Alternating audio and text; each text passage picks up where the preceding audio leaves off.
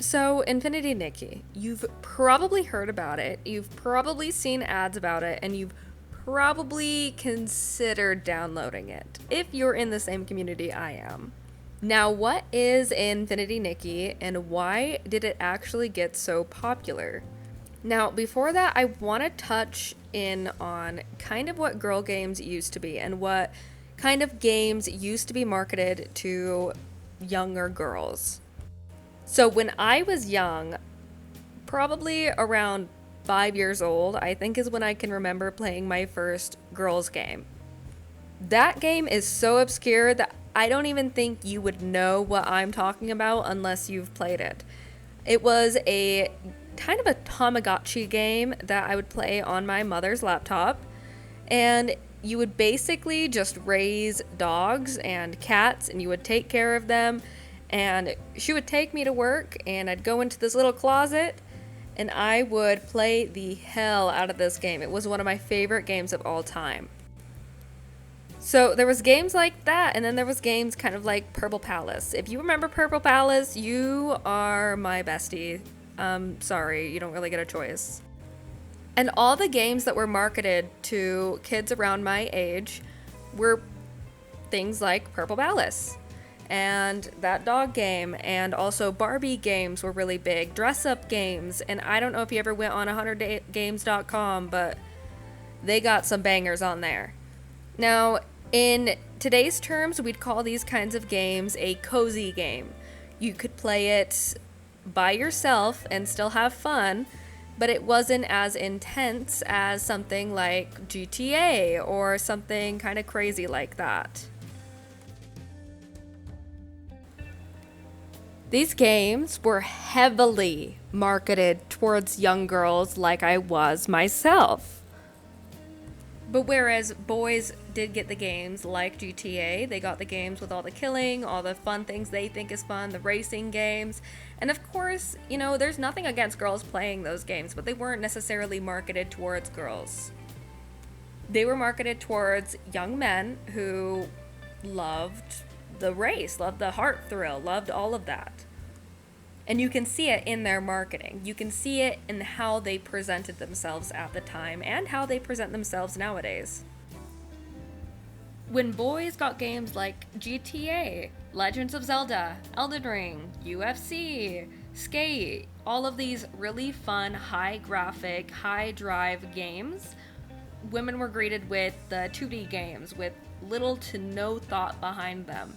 Or something like Star Stable, which from what I've seen, I wasn't necessarily a big horse girl, but I know a lot of girls that were. What I've seen has just terrible graphics compared to anything else in that time. They were greeted with low effort, low budget games because nobody thought that women were going to be playing any of the better games. But they wanted to still make something for them, obviously. When Love Nikki was released in 2017, I was 14 years old, and I loved that game. I feel like it changed the whole Nikki franchise for the better, and I feel like it really kickstarted their whole career when it goes into that stuff. Although it was still a 2D flat game, it definitely went more into Nikki's story. It released things that girl gamers didn't think that they had a chance to have. It had community, it had challenges. It was a challenging, fun game. Now, I played that game a ton as a teenager. I loved that game. It was super fun, and you got to dress up against your friends on there. I never got that far into Shining Nikki, but from what I saw, it looks really fun. Again, a lot of story built into that game. A lot of effort went into making that game very beautiful. Jumping in time to December 5th, 2024, we were greeted with a beautiful game. And all of the advertising for it was also very, very beautiful. I feel like they advertised to the correct people and they knew exactly who they wanted their demographic to be and who loved Shining and loved Nikki and who would just adore this open world, fun, fantasy-filled magic game that had Nikki in it. And I feel like that's a big reason that it got so popular so fast and had so many people talking about it and so many people excited for it. When it came out, it was actually mind-changing. When I started playing that game, I started on December 5th. It was such a wonderful game, and it was such a breath of fresh air compared to some of the games that we've gotten in the last few decades. And I know the whole Nikki community felt the same way about it. Everyone was talking just good things about it. Everyone loved that game. It had intense story building. It was beautiful. I mean, you've probably seen the gameplay. I'll show some right now. It is such a gorgeous, gorgeous game. And it has all of these creative outlets for these girls that haven't had one in years. With Infinity Nikki on the rise, the demographic of their games has definitely risen just a little bit. And where I feel like it used to be more geared towards younger teenagers, I feel like now it has kind of reached the point where it's mostly 20-year-olds playing it, for example. And they did have to set a higher age on the game due to the gacha function. And the gacha function is super, super fun if you love gacha games. But it is technically gambling. So you are just gambling away your money, basically. And you can earn the in-game money to gamble with. I will say that. It is not like you have to spend your own money to get these 5-star outfits. You can use the in-game currency that they give you to receive those outfits. While we're on the subject of gacha games, the gacha function has been in all of their other games, so it's nothing new to the franchise itself. Though a lot of the problems we're seeing with the game right now are originating from the gacha feature on Infinity Nikki specifically. Now, why is it an issue? I think that's where a lot of people are coming to question what is the issue with the gacha function on Infinity Nikki. When the game first released, it had a gacha system that really made sense, and it made sense alongside their other games and those gacha features. There's something in the game called pity. Pity is how many of those pieces you can get with a specific amount of pulls. When the game first released, you had a given pity of about 190 to 200, which is every 20 pulls you are guaranteed a 5-star piece. And every 15 pulls you are guaranteed a 4-star piece. Which means in about 190 to 200 pulls, if you're pulling for the 5-star, you can get the full outfit. And that's just depending on if the outfit has 9 or 10 pieces, which is very common for 5-star outfits to have. Both of the new outfits have 11 pieces, okay? Which raises the pity a little bit. It raised it from 200 to 220, which is higher than any other 5-star piece in the game.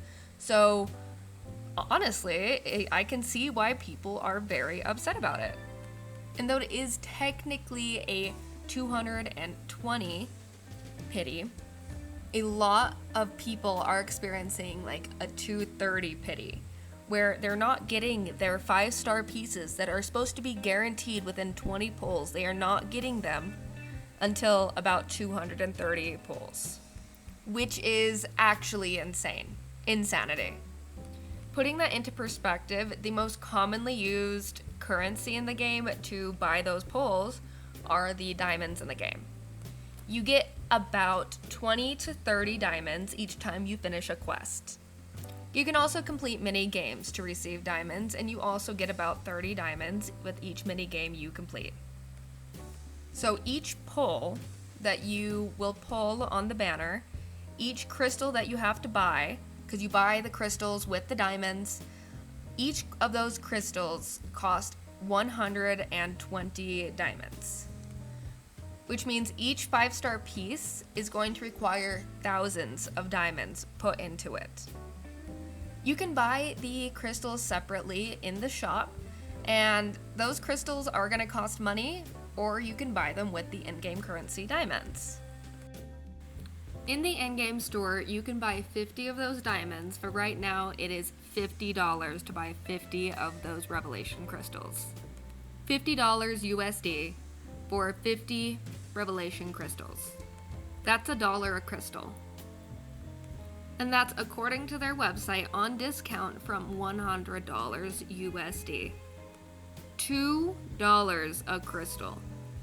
I know Infold is greedy, but that is an insane amount of greed. That is on sale $200 to not even get a full 5-star piece. And that's if you're just using your own money. You're not using any of the in-game diamonds you get or any of the in-game crystals, you're just using your own money. That could buy you a full outfit of the outfit she is wearing. That could buy you an in real life outfit. And that's on discount.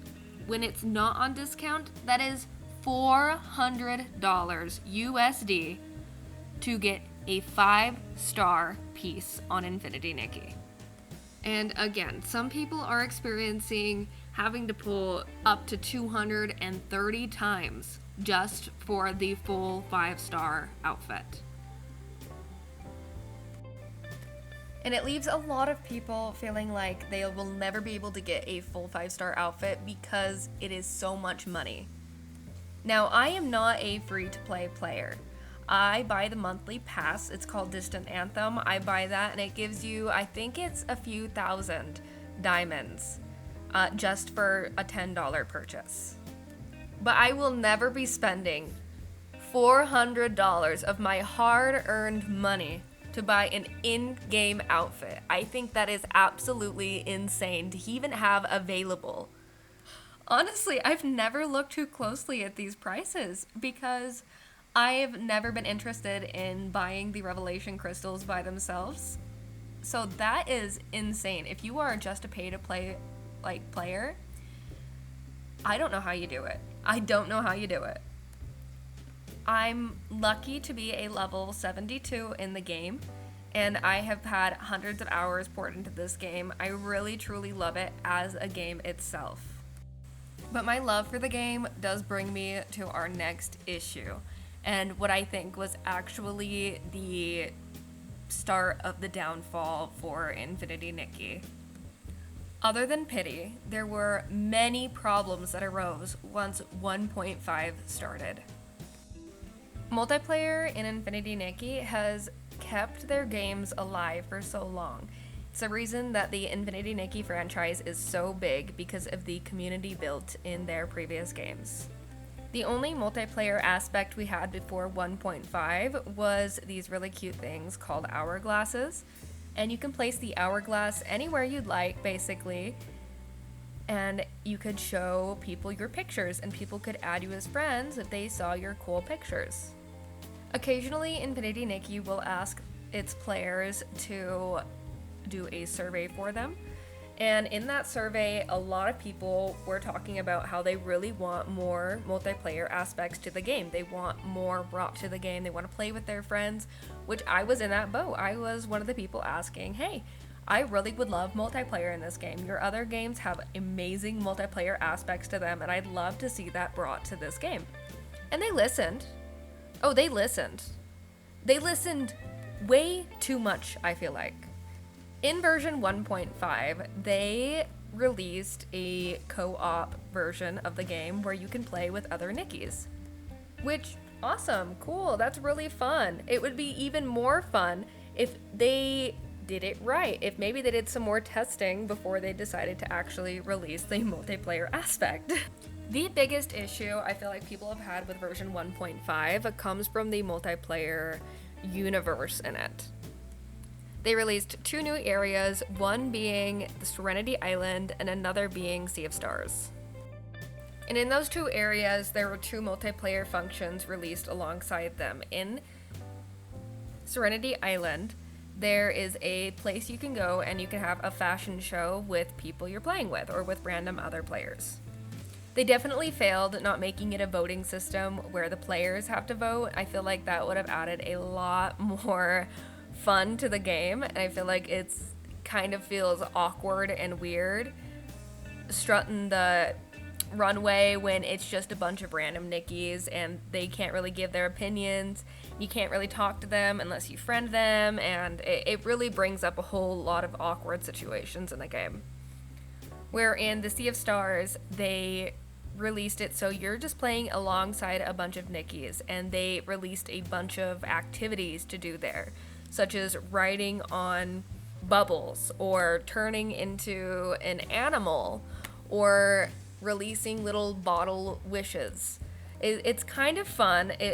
I see where they were going with it. I feel like they could have done so much better. Not to mention some of the insane glitches that are happening for people.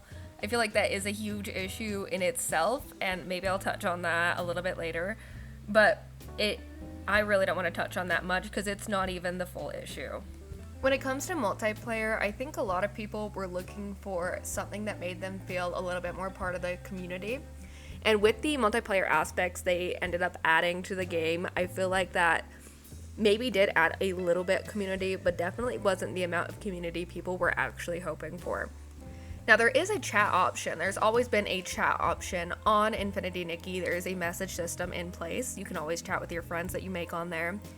But that's the only way to chat with people, is if you friend them, and then first you have to illuminate with them, and then you friend them, and then you guys can send chats to each other. Now, most games, when it comes to open world games, will have a chat function where it's in the game itself. There's a little button usually in the left corner, and you can usually chat with people in the world server, which I feel like makes a lot more sense than having to illuminate them and then having to friend them and then seeing maybe if you guys could be friends. And maybe they did that for community's sake, but I feel like the community really wasn't really looking for something like that necessarily. They were looking for more so something that felt more involved with everybody on the server. There's no styling challenges you guys can do against each other. There's no rating systems with other players, and I feel like it makes the game feel kind of dead. Honestly, more dead than it felt before the multiplayer aspect was added. Now, in the multiplayer aspect they did add, you can ride a seesaw with other random players. Yeah, you can ride a seesaw with other players. You can also send out the little Star Wish bottles, which usually contain a picture and an item for whoever picks it up. One aspect that I actually really ended up liking was the color book option, or at least the color book itself. I love seeing other people's creations. I love seeing what they have and what they've made. I love all of that. And that moves us into the next section, the dye feature. There are a lot of mixed reviews when it comes to the dye feature, but I will be giving my opinion a little bit on it. Now, I enjoy it. I really, really like the dye feature. I love getting to dye the items that I work so hard to get, and it's something I have been putting in my surveys that they ask me to fill out. I've been putting that everyone really would love a dye feature in the game. In Love Nikki and Shining Nikki, there was a lot of customizability that came alongside the items. You could dye most of the items in the game and make something completely fun and unique and have unique outfits that went alongside that. And honestly, I was expecting maybe a dyeing system a little bit similar to Love Nikki. You'll hear me mention that a lot, and it's because I've been playing it since I was 14 years old, and I do love that game. It is really a good game, and I will continue mentioning it. In comparing Infinity Nikki to Love Nikki, their first game in the franchise, I feel like it is a good comparison. But I did think that their new dyeing feature was going to feature a little bit more like Love Nikki, where you have to collect certain items to receive that dye, and you maybe recycle clothing into being a dye. Now, what I did not expect is for the dyeing feature not to be in Stoneville. When you are first playing through the game, Stoneville is where you are introduced to dyed fabrics. That is where they dye all the fabrics, that is where they make the dyes, that is where they grow the items for the dyes. And I was expecting the dyeing to take place there, and I feel a lot of other Infinity Nikki players were also expecting the dyeing to take place there. And it's unfortunate that they didn't include that into the story, because I feel like that just would have made sense. And now the dying feature is completely separate. It's completely separate from the bowl dying preview that we got. If you don't know what I'm talking about, they released in 1.4 a dying preview on how the dying system would work, and they used a bowl as reference. You can dye the bowl fun colors and take pictures with it, basically. Now, I don't know why they would show us that as a preview to the dying system when the dying system does not work like that in the slightest. You have to complete evolutions of the outfit you're trying to dye in order to dye the outfit. And I feel honestly disappointed in it. But I do love now that we can dye items. I love that, but I feel disappointed that it is not in Stoneville, and it is not with items that you use to dye the clothes. It just feels very forced and very rushed. The whole 1.5 update feels very, very forced and very, very rushed. And for a while, they removed the whole beginning sequence of the game in order to push 1.5 even further. They used 1.5 heavily as a marketing tactic, and they used it to try and push and push and push these new outfits that are 11 pieces each. Again, I want to reiterate, without discount, that is $400. I don't know. This whole new update, it feels so rushed. It feels so gimmicky, and it really, I feel like it's ruined the game. Now that we've touched on most of the points that I wanted to touch on, I want to touch on some points that I really love with 1.5. Now, I do love that we can have multiplayer now, and we can experience a world with other players, and you can also invite random players to your world in, say you're in Florawish. You can invite other players to that game. You can invite either a random person, or you can invite one of your friends, and I think that's a really, really fun function. They just should have done more testing. But that's besides the point. And I do love the fact that we can dye clothes now. I do love the fact that I can take clothes that I wouldn't have normally put on Nikki, and I can now make a completely new outfit with those clothes because there is a dyeing feature, and I can dye them to match other items. Wrapping up my talking points, I just want to say I love Infinity Nikki. I will continue to play it. I hope that these next updates can increase the playability of the game. Now, me continuing to play it also plays into the fact I've played the other Nikki games. I really love Nikki as a character, and I can't see myself stopping playing something that I genuinely enjoy so much. I just hope that in the next updates they can fix some of these issues that people have been having. And they've already stopped a lot of the lag issues. I play on PC, so I may not experience as many lag issues as somebody playing on a phone or a tablet. Or I've heard a lot of people having issues on PlayStation as well, where you have to restart and force quit the entire game. I'm just gonna let the music play over the rest of this speed paint because this is the first time I've ever used my voice in a video. I've been talking for like an hour straight, and I honestly can't handle anymore. My voice is giving out. So thank you for watching, and please enjoy the rest of the speed paint. You can watch through to the end if you'd like. And yeah. Let me know if you have any opinions about the game, and let me know if maybe I'm saying something wrong. I did do a good amount of research on the game before I came out with this. So, yeah, enjoy.